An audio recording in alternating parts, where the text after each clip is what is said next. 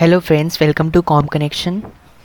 I am Devesh, your friend and tutor, and here is our third lecture on engineering mathematics, where we were studying matrices and we were done up to singular matrix in the last lecture. Next is adjoint of a square matrix. Adjoint कैसे निकालते हैं 12th में पढ़ा होगा, revise करते हैं. Let A equals A of ij be a square matrix of order n and let Cij be cofactors of Aij in A. Cofactors निकालना सिखाया था लास्ट लेक्चर में. तो ट्रांसपोज क्या होगा? ट्रांसपोज ऑफ अ मैट्रिक्स निकालेंगे कोफैक्टर पहले, उसके बाद कोफैक्टर्स का एडजॉइंट कर देंगे. हर एलिमेंट हर पोजीशन पे कोफैक्टर निकालेंगे और फिर उसका एडजॉइंट कर देंगे. एडजॉइंट निकालने के लिए ट्रांसपोज कर देंगे. A equals to this matrix is given A11, A12, A13. Then adjoint of A is C11, C12, C13, C21, C22, C23, C31, C32, C33 whole transpose.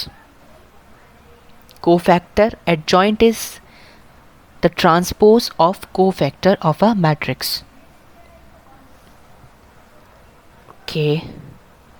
फिर एक थ्योरम है, let A be a square matrix of order n, then A into adjoint A is determinant of A into I. This is also equals to adjoint of A into A. 12th में भी पढ़ी थी ये theorem, याद रखना. A into adjoint of A is determinant of A into I. ठीक है. Example, compute the adjoint of this matrix. A is given and verify that A into adjoint of A is determinant of A into I. I is of order same as of A. I तो सबको पता होगा, I is identity matrix. If A is of order 3 cross 3, then I is 1 0 0 0 1 0 0 0 1. तो इन्होंने इस पे verify किया और फिर प्रूफ कर दिया, दिखा दिया, सॉल्व हो गया. Okay. So next is inverse of matrix. ये भी पढ़ा था, आप सबने इन्वर्स निकालना पढ़ा था from row transformations and column transformations. So यहाँ पे कुछ थ्योरम्स दे रखी हैं. First is every invertible matrix possesses a unique inverse. हर एक मैट्रिक्स का एक यूनिक इन्वर्स होगा. किसी भी मैट्रिक्स के दो इन्वर्स नहीं हो सकते. ठीक है. Theorem 2, a square matrix is invertible if it is non singular. एक मैट्रिक्स तभी इन्वर्टिबल होगी जब नॉन सिंगुलर हो, यानी उसका डिटर्मिनेंट 0 ना हो. Okay. Next theorem is cancellation loss. Let A, B, C be the square matrix of same order n. If A is a non-singular matrix, then AB equals AC, which implies B equals to C. Left cancellation law. अगर ABC तीन square matrix हैं same order की और A is non-singular, यानी A का determinant is not 0, तो AB equals to AC अगर है तो B must be equals to C. Second is BA equals to CA, then B must be equals to C. Next is reversal law. If A and B are two invertible matrices of same order, then AB is also invertible. और ये एक equation है, if AB whole inverse is equals to B inverse A inverse. AB whole inverse is B inverse A inverse. ये हमने transpose में भी पढ़ा था. AB whole transpose is B transpose into A transpose. This is same in inverse also.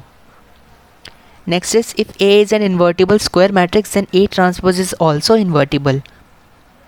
that is A transpose inverse is equals to A inverse whole transpose. Next is, let A be a non-singular matrix of order n, then adjoint of A is determinant of A into n minus 1. This is very important. A is non-singular, this is must condition. A का determinant 0 नहीं है, तो determinant of adjoint A is equals to determinant of A raised to power n minus 1. n is the order of matrix A.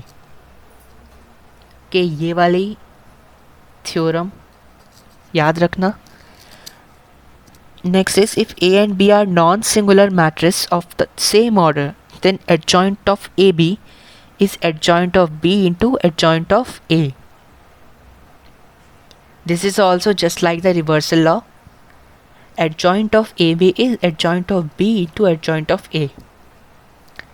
Next, if A is invertible square matrix, then adjoint of A transpose is adjoint of A whole transpose. अगर A transpose का adjoint निकालना है, this is same as A का adjoint whole transpose. Next, if A is a non-singular square matrix, then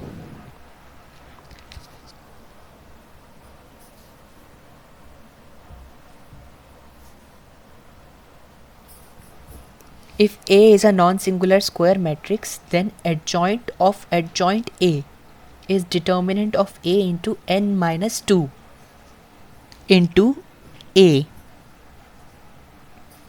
n is the order of matrix, और यहाँ पे 2 क्यों आया? क्योंकि adjoint 2 बार है. अगर adjoint of adjoint A होता तो होता determinant of A n minus 3 into A.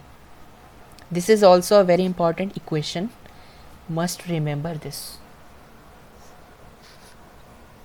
Okay, next comes elementary transformations और elementary operations of a matrix. 12th में पढ़े थे ये सब. Interchange of any two rows. कोई भी 2 rows को हम interchange कर सकते हैं. It has no effect on the determinant of matrix. Next is multiplying all elements of a row of a matrix by a non-zero scalar. We can multiply any row or any column with a non-zero scalar. Next, adding to the elements of a row the corresponding elements of any other row multiplied by any scalar.